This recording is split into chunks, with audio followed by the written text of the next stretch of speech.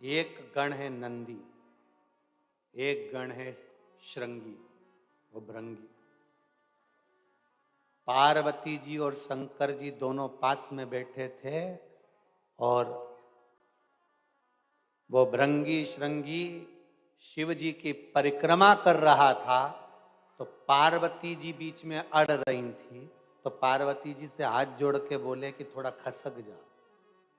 पार्वती जी ने पूछा क्यों? तो भृंगी श्रृंगी बोले हमें शिव जी की परिक्रमा करना है, हम केवल शंकर की करेंगे। तो इतने में तो पार्वती जी को गुस्सा आ गया। पार्वती जी और पास में चिपक के बैठ गई, ले अब जा। अब गण देखिए, गण शिव के गण। पार्वती जी और पास में बैठ गई। इतने में भृंगी श्रृंगी ने देखा ये तो और खसक गई हैं, तो वो ऊपर चढ़ गया और ऊपर चढ़ के इधर से निकल के शंकर जी के बीच में से इधर कूद गया, पर इधर नहीं गया।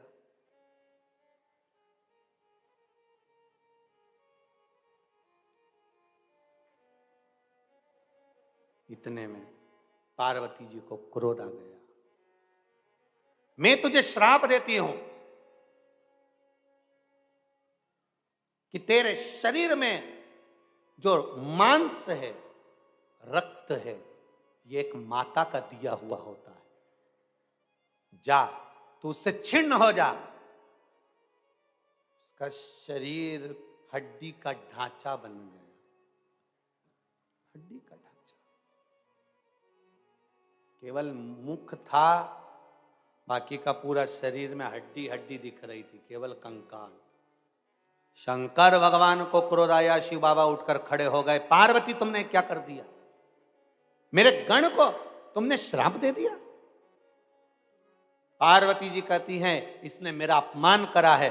शंकर भगवान कहते हैं गण का मतलब जानती हो पार्वती तुम?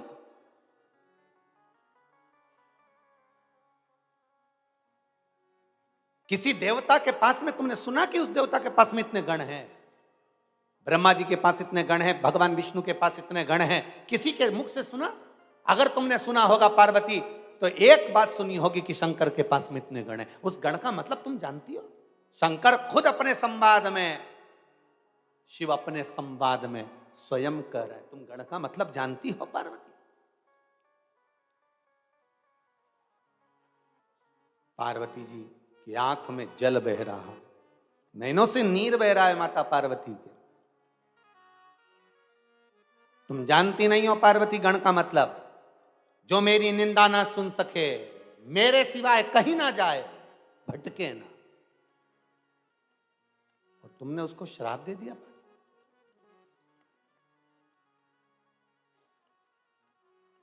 आंखों में जल था मां के।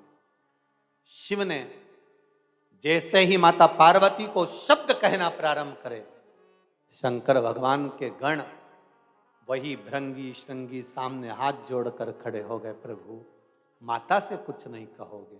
दे दिया ना मां ने श्राप, आप उनसे कुछ नहीं कहोगे? मां मां होती है, कह दिया ना उन्होंने, बहुत है ना, आप उनको कुछ नहीं कहोगे?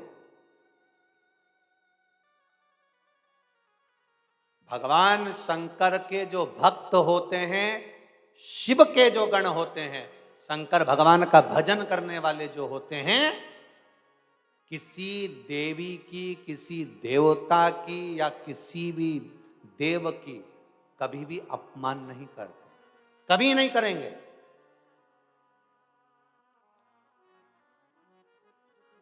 दूसरे अनुयायी वो कह देंगे कि हम शंकर को नहीं मानते, वो कह देंगे हम शंकर का प्रसाद नहीं लेते, हम शिव का प्रसाद नहीं लेते, हम शंकर को नहीं मानते।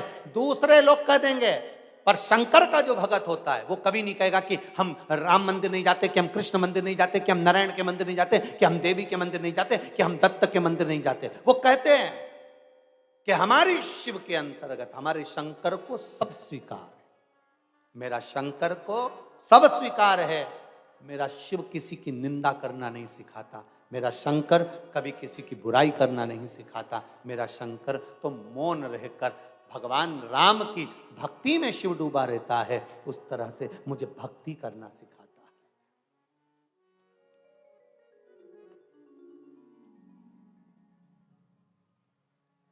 मेरा शिव कभी निंदा करना नहीं सिखाएगा।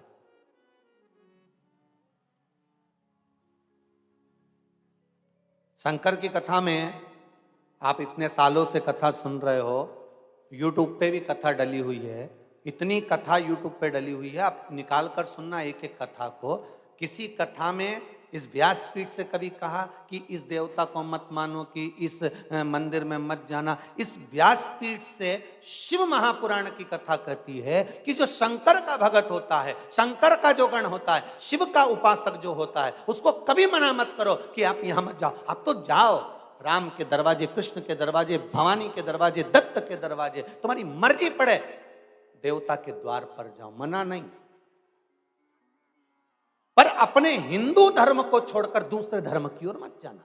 33 कोटि देवताओं को छोड़कर दूसरे देवता की ओर मत जाना। ये शिव महापुराण की कथा। अरे भविष्य पुराण में राजा हर्षवर्धन की कथा आती है।